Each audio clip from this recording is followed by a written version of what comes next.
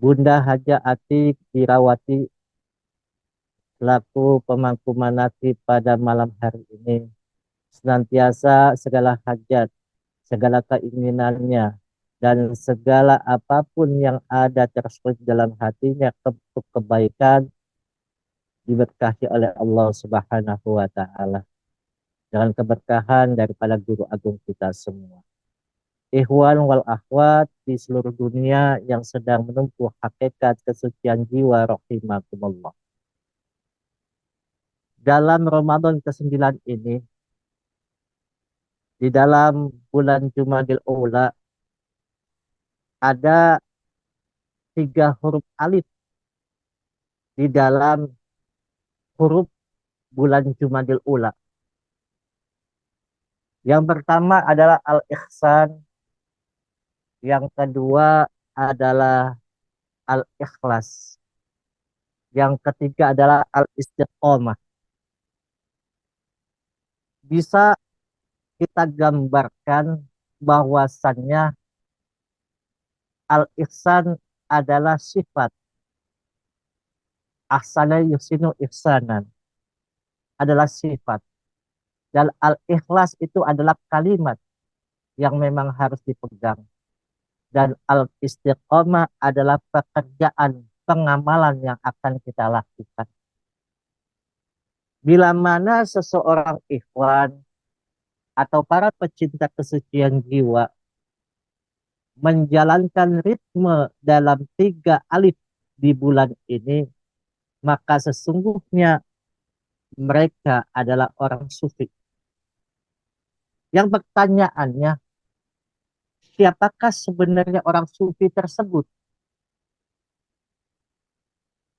Dalam kitab Risalah Al-Qusairiyah, di dalam halaman ke-217-218, Imam Al-Qusairi berkata, saat Abu Muhammad Al-Hariri ditanya tentang tasawuf, ia menjawab, tasawuf adalah masuk ke dalam akhlak yang luhur dan keluar dari semua akhlak yang rendah. Dan juga dari Abu Hamzah Al-Baghdadi juga berkata, tanda-tanda sufi sejati adalah ia merasa miskin setelah kaya. Miskin setelah kaya. Merasa hina setelah mulia. Dan merasa terasing setelah terkenal. Sedangkan tanda-tanda sufi pendusta adalah merasa kaya setelah miskin. Merasa mulia setelah hina. Dan merasa terkenal setelah terasing.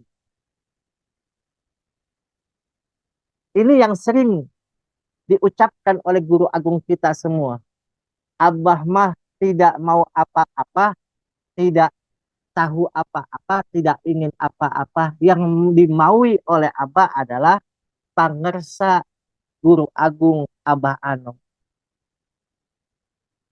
Ini pengertian. Semakin kita mengenal diri kita, semakin kita berjalan melangkah ke arah yang betul-betul yang kita inginkan sesuai dengan tujuan kita di dalam beribadah. Ilahi anta maksudi. Allah yang kita maksud. Allah yang kita inginkan. Waridhaka mabbubi. Ridho Allah yang selalu kita ingin gapai, kita ingin cari, kita ingin ambil. Atini mahabbataka, agar cahaya kecintaan ini bisa menjalar bukan hanya cinta kita kepada secara lahiriah, tapi cinta kita kepada batiniah. Bukan cinta kita yang terlihat dengan mata saja, terdengar oleh kuping saja, atau tercium dengan nama hidung kita. Tapi cinta itu kalau dijabarkan, cerita indah namun tiada akhir. Itu yang betul-betul yang harus kita tahu. Bahwa kecintaan kita kepada makhluk hidup sesama manusia, kepada semua makhluk yang Allah ciptakan, termasuk iblis ataupun jin ataupun setan, kita pun harus cinta kepada mereka. Karena sesungguhnya dari salah mereka untuk menggoda kita itu sesuai dengan namanya perintah Allah. Sesuai dengan standar operasional. Maka di situ setelah kita mendapatkan kecintaan, maka kita ingin berkenalan siapa yang memberikan rasa cinta tersebut, cahaya cinta tersebut. Pasti agar kita mengenal semua itu. Yang kembali tujuan awal kita adalah ilahi anta maksud. Dan kesananya agar kita dibersamakan dengan Allah Subhanahu wa Ta'ala. Masyarakat ikhwan rahimakumullah. Sedangkan Umar bin Usman al-Makki ditanya tentang tasawuf, hakikat sufi tersebut, ia menjawab, tasawuf adalah jika seseorang hamba dalam setiap waktu yang dilaluinya melakukan sesuatu yang lebih utama dibandingkan sesuatu yang ada pada waktu itu. Maka Syekh Ruwaid juga berkata, sufi sejati atau dalam ilmu tasawuf adalah jiwa merasa nyaman bersama Allah terhadap apa saja yang dikehendakinya. Sedangkan guru agung kita Syekh Junaid al-Baghdadi menerangkan, jika kamu bersama Allah Azza wa Jalla tanpa hubungan, itu yang benar. Jadi menyambung bersama Allah tanpa ada hubungan. Tapi apa? Kita dijalankan kepada Allah orang dengan orang yang sudah berhubungan. Maka Roy berkata, tasawuf dibangun di atas 3 pilar. Berpegang teguh pada kemiskinan, merasa butuh, menyatakan dengan memberi dan mengutamakan orang lain, meninggalkan kesengajaan dan kemauan sendiri. Masyarakat ikhwan rahimakumullah. Bila kita lihat bagaimana dalam mangkobah yang dibacakan pada bulan ini, Syekh Ahmad Kanji, setelah diletakkan namanya sorban merah, diletakkan mahkota merah dan sorban hijau oleh guru agung Syekh Abdul Qadir Jailani.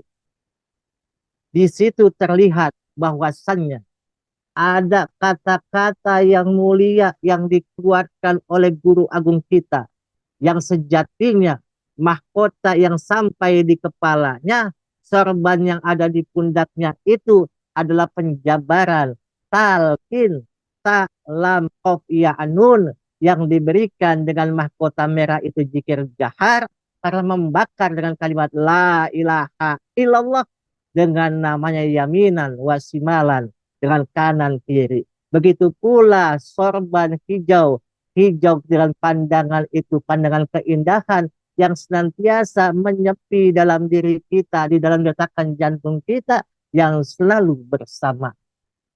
Maka mahkota merah dan sorban hijau yang disematkan oleh Syekh Abdul Qadir kepada Syekh Ahmad Kanji, ada 3 perkataan yang luar biasa. Siapa orang yang sudah mendapatkan mahkota merah dan sorban hijau, maka mereka satu menjadi muridku. Kenapa? Setiap ikhwan yang sudah mengambil talqin dari Syekh Mursyid, yang sekarang ini PPKN ketiga Syekh Muhammad Abdul Ghaus Saifullah Maslul, maka Abah menyatakan sudah menjadi muridku. Tapi banyak sekarang kenyataannya ikhwan, apakah saya pantas dijadikan murid? Itu namanya murid culangung, murid bedegong, tidak mengerti bahwa talqin zikir itu kamu diakui menjadi murid Tuan Syekh Abdul Qadir Al-Jailani, sudah diakui menjadi muridnya Syekh Muhammad Abdul Ghaus. Itu yang pertama. Talqin yang diberikan oleh guru kita menjadikan kita menjadi murid Tuan Syekh sampai kepada silsilah ketiga yaitu Nabiullah Muhammad Shallallahu Alaihi Wasallam. Yang kedua adalah sor mahkota merah dan sorban hijau itu pengertiannya adalah bahwa seseorang yang sudah mendapatkan talqin zikir itu maka mereka diakui menjadi anakku. Apakah tidak merasa kita bahwa kita itu sudah dianggap anak oleh guru agung kita, anak ruhani? Bahkan Abah mengatakan bukan anak ruhani saja. Secara dohir itu Abah memberikan perhatian khusus kepada kita. Tidak membeda-bedakan baik si kaya maupun si miskin. Bila berhadapan dengan guru kita memberikan kasih sayang luar biasa.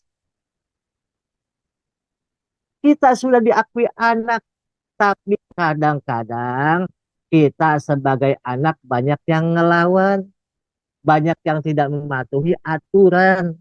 Apa yang sudah disampaikan oleh guru agung kita, paling tidak semampu mungkin kita harus bisa lakukan. Lawong anak, apapun yang dikatakan oleh orang tua harus nurut.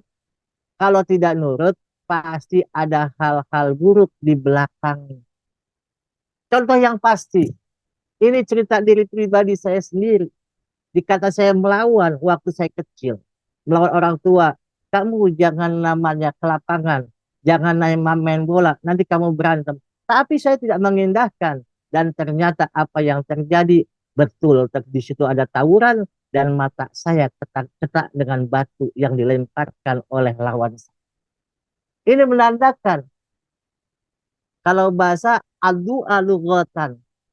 Jadi setiap ucapan kita itu adalah doa. Apalagi yang keluar dari orang tua kita. Terutama ibu kita. Apalagi kalau bahasa andaikan namanya pepohonan dijadikan tintanya. Pepohonan dijadikan namanya penanya. Dan lautan dijadikan namanya tintanya. Tidak akan bisa menulis sifat-sifat daripada guru agung kita. Apalagi lisanul arif qalamullah. Ucapan orang yang arif adalah penanya Allah. Penanya Allah bukan pena seperti namanya pohon ataupun pena seperti namanya pulpen atau pensil. Tapi yang sudah dimasukkan ke dalam hati sanubari kita semua. Yang dilukiskan ke dalam dada kita semua. Itulah penanya Allah yang disampaikan Syekh Mursyid kepada kita. Maka selaku anak kita harus betul-betul kita nurut kepada orang tua kita terutama kepada Syekh Mursyid kita. Tapi kita tidak merasa menjadi anak Syekh Mursyid kebanyakannya. Karena apa? Merasa tidak diperhatikan. Masyarakat ikhwan rahimakumullah. Mahkota merah dan sorban hijau Hirqah Syekh Abdul Qadir yang ketiga adalah mereka dijadikan rijalullah, laki-laki Allah, baik perempuan, baik laki-laki pasti menjadi rijal Allah, laki-laki Allah. Apa laki-laki Allah?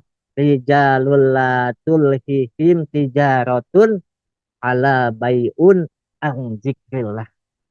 Mereka laki-laki Allah itu yang tidak tergoda dengan perniagaan, tidak tergoda dengan namanya jual beli, tidak tergoda dengan dunia, tapi mereka semua banyak berzikir kepada Allah, ingat kepada Allah. Maka kita semua yang sudah mendapatkan talqin zikir itu sudah menjadi rijal Allah. Tinggal kita yang harus tahu dan mengerti guru kita sudah memberikan, menumpahkan ilmunya yang dikatakan kalau namanya pepohonan jadi pena, lautan jadi tinta, itu sudah dimasukkan, dilarutkan dalam diri kita semua, diberikan kita semua 3 kunci surga, kunci raga, kunci nyawa, kunci raga dengan la ilaha illallah, kunci nyawa dengan Allah, dan kunci rasa dengan hu, dengan namanya. Jannatul ma'wa itu adalah kunci raga. Jannatul na'im adalah kunci nyawa. Dan jannatul firdaus adalah kunci rasa. Tinggal kita bagaimana kita bisa melakukannya. Kita bisa menjalankannya. Maka seseorang yang dikatakan